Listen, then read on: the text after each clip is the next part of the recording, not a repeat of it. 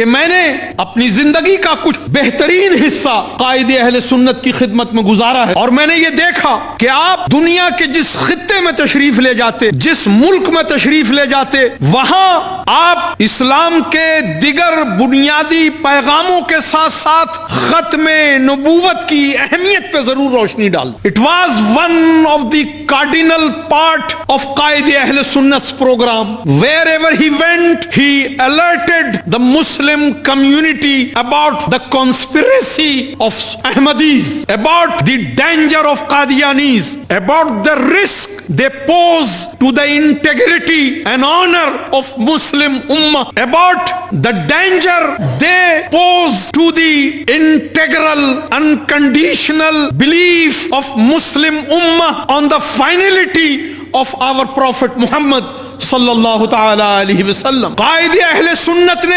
ختم نبوت کے عقیدے کے استحکام اور تبلیغ کو اپنی زندگی کا وظیفہ شام و سحر بنا لیا تھا۔ اس عقیدے پر کمپرومائز کرنے کے لیے قائد اہل سنت کے پیروں میں ڈالرز رکھے گئے، پاؤنڈز رکھے گئے، کروڑوں روپے کی آفر کی گئی، لیکن صدیق اکبر کے خاندان کے اس نورانی سپوت نے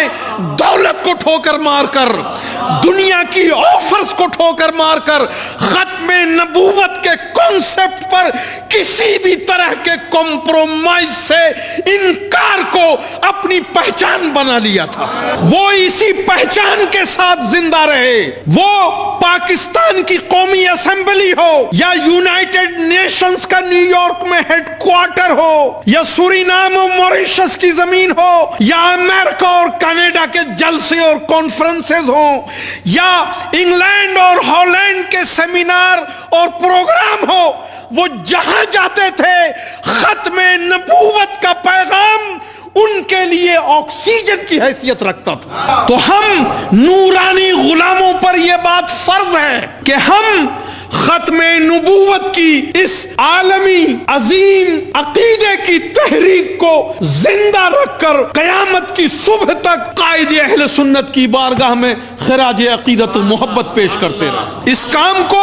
منظم کرنے کی ضرورت، یہ کام ایڈ ہاک بیسس پر نہیں ہونا چاہیے، یہ کام موسموں سے تعلق نہیں رکھتا، یہ کام ہماری تحریک کے عروج و زوال سے وابستہ نہیں ہونا چاہیے، بلکہ یہ کام اور یہ میسج اور یہ کمپین یہ قائد اہل سنت کی بارگاہ میں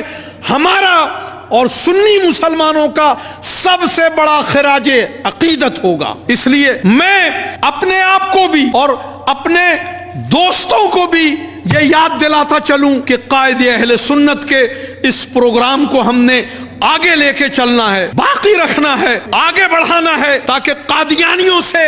اس وقت جو خطرات لاحق ہیں اس سے اہل سنت کے عقیدوں کے گھروں کی مکمل حفاظت ہو سکے۔